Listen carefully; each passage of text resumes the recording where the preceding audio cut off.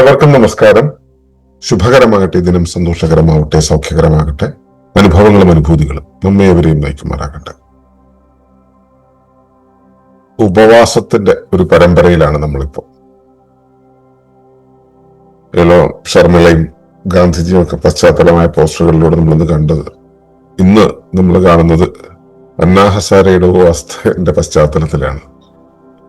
ഇന്ന് നമ്മൾ പരിശോധിക്കുന്നത് സഹജാരോഗ്യ വീക്ഷണത്തിൽ ഉപവാസം എങ്ങനെയാണെന്നുള്ളതാണ്.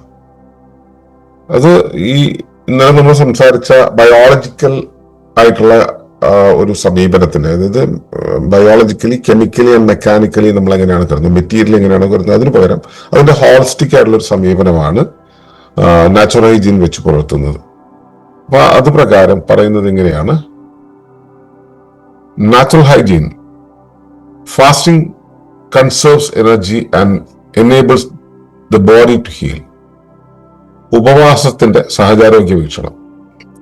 നാച്ചുറൽ ഹൈജീൻ തത്വം അനുസരിച്ച് ശരീരത്തിന്റെ സ്വയം സുഖപ്പെടുത്താനുള്ള കഴിവിനെ ഉപയോഗിക്കുന്ന ഒരു പ്രക്രിയയാണ് ഉപവാസം. ദഹനത്തിന് ശരീരത്തിലെ വലിയൊരു ഭാഗം ഊർജം ആവശ്യമാണ്. ഭക്ഷണം കഴിക്കുന്നത് നിർത്തുമ്പോൾ ഈ ഊർജം ശരീരത്തിന്റെ കേടുപാടുകൾ തീർക്കുന്നതിനായി ലഭ്യമാകുന്നു. ആമാശയം, കരൾ, പാൻക്രിയാസ്, കുടലുകൾ എന്നിവയുൾപ്പെടെയുള്ള ദഹന അവയവങ്ങൾക്ക് വിശ്രമം ലഭിക്കുന്നത് അവയുടെ വീണ്ടെടുപ്പിനെ സഹായിക്കുന്നു. അതേസമയം വൃക്കകൾ, ശ്വാസകോശം, ചർമ്മം, കുടൽ എന്നിവയിലൂടെ മാലിന്യങ്ങൾ പുറന്തള്ളുന്നത് ശരീരം വേഗത്തിലാക്കുന്നു. ഭക്ഷണമോ മരുന്നോ മറ്റു ചികിത്സകളോ അല്ല, മറിച്ച് തടസ്സങ്ങൾ നീങ്ങുമ്പോൾ ശരീരം തന്നെയാണ് സ്വയം സുഖപ്പെടുത്തുന്നത് എന്ന് നാച്ചുറൽ ഹൈജീൻ വിശദീകരിക്കുന്നു. ഉപവാസം നേരിട്ട് രോഗം ഭേദമാക്കുന്നില്ലെന്നും പകരം ശരീരം സ്വയം സുഖപ്പെടാൻ ആവശ്യമായ സാഹചര്യം ഒരുക്കുകയാണ് ചെയ്യുന്നതെന്ന് നാച്ചുറൽ ഹൈജീൻ ഊന്നി പറയുന്നു. അപ്പോ ഈ ജീവനാണ് ഇവിടെ പ്രാധാന്യം. ശരീരത്തിന്റെ ജീവനാണ്, സ്വയം സംഘാടകത്വം എന്നുള്ള സ്വഭാവമാണ് ശരീരത്തെ സുഖകരമാക്കുന്നത്, ശമിപ്പിക്കുന്നത്. അല്ലാതെ ഒരു ഏജൻസിക്കും അത് ചെയ്യാൻ കഴിയില്ല. അതുപോലെ തന്നെ ഫാസ്റ്റിംഗ് ചെയ്യുമ്പോൾ ഓട്ടോഫാജി വർക്ക് ചെയ്തിട്ട് ശരീരത്തിന്റെ ഹീലിംഗ് നടത്തുന്നത് ശരീരമാണ്, ജീവനാണ്. അപ്പൊ ഇതാണ് നാച്ചുറൽ ഹൈജീന്റെ പോയിന്റ്. അപ്പോ ഇതില്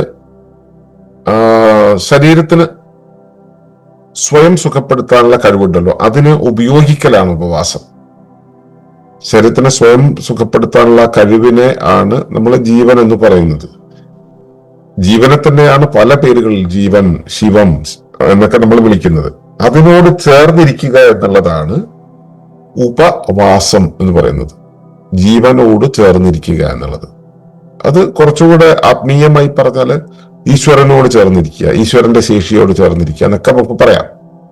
അപ്പൊ ജീവനോട് ചേർന്നിരിക്കുക എന്നുള്ളതാണ് ഇവിടെ അതിന്റെ നാച്ചുറൽ ഹൈജീൻ കൽപ്പിക്കുന്ന അർത്ഥം.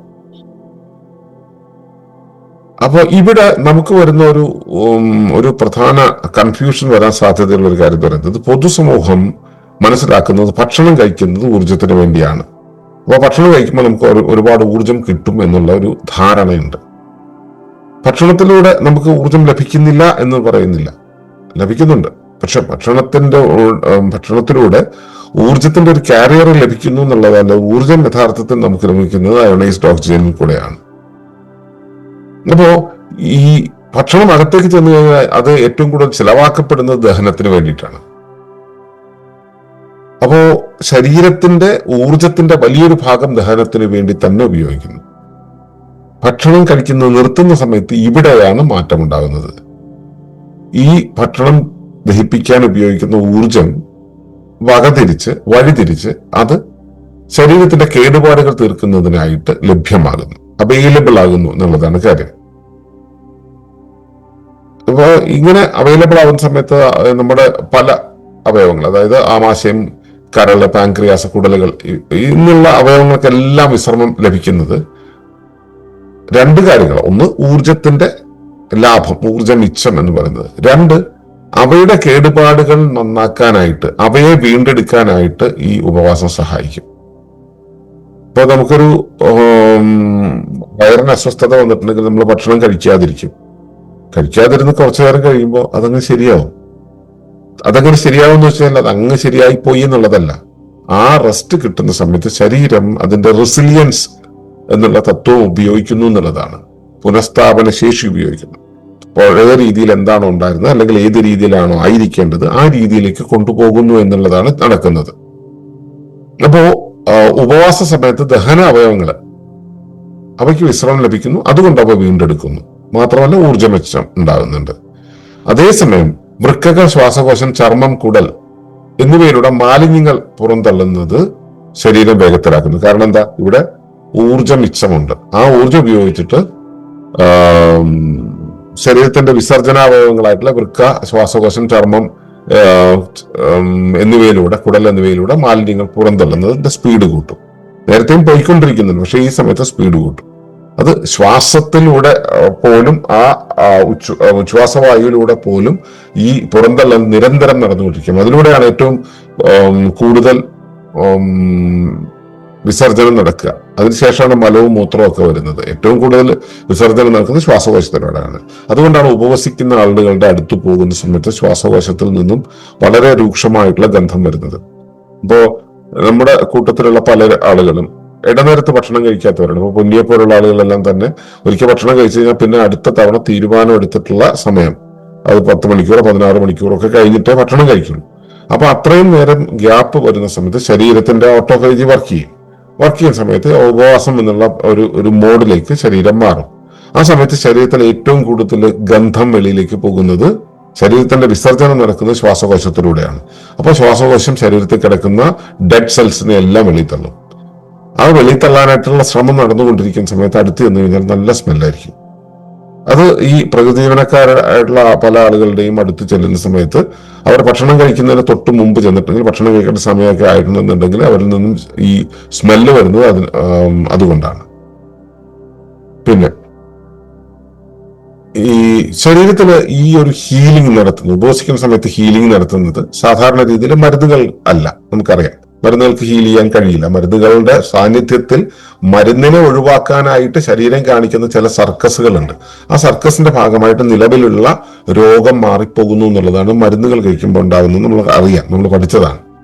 അതുപോലെ ഇപ്പോൾ മസാജ് ആണെങ്കിലും ശരി, അക്യുപങ്ചർ ആണെങ്കിലും ശരി, ഇതുപോലുള്ള ഏത് ചികിത്സയാണെങ്കിലും ശരി, അവിടെയെല്ലാം ചികിത്സ ചെയ്യുമ്പോൾ ഹീല് ചെയ്യുന്നത് ശരീരമാണ്, ശരീരത്തിന്റെ ജീവനാണ്. അതെപ്പോഴാ കൃത്യമായിട്ട് സംഭവിക്കുന്നത്? അത് ചെയ്യാൻ അതിനെ അനുവദിച്ചാൽ മതി, അതിന് തടസ്സങ്ങൾ ഇല്ലാതിരുന്നാൽ മതി. അപ്പൊ തടസ്സങ്ങൾ നീങ്ങുന്ന സമയത്ത് ശരീരം തന്നെ സ്വയം സുഖപ്പെടുത്തും. ഇതാണ് നാച്ചുറൽ ഹൈജീന്റെ നിലപാട്.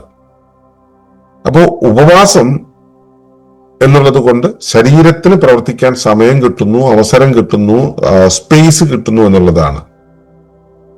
അല്ലാതെ ഉപവാസം നേരിട്ട് രോഗം ഭേദമാക്കുന്നില്ല. ഉപവാസം എന്നുള്ളത് മെഡിസിൻ പോലെ എന്നാൽ ഉപവാസം അകത്തേക്ക് കയറി എന്നാൽ അത് അവിടെ കിടന്നിട്ട് രോഗം ഭേദമാക്കുന്ന അങ്ങനെയല്ല.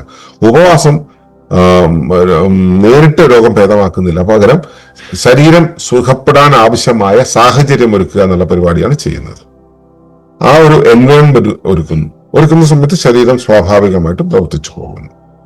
അപ്പോൾ ഈ വിധത്തിലാണ് നാച്ചുറൽ ഹൈജീൻ ഇതിനെ സമീപിക്കുന്നത്. അല്ലാണ്ട് ഇതിന് വളരെ കോംപ്ലിക്കേറ്റഡ് ആയിട്ടുള്ള ഒരു സിസ്റ്റം ആയിട്ട്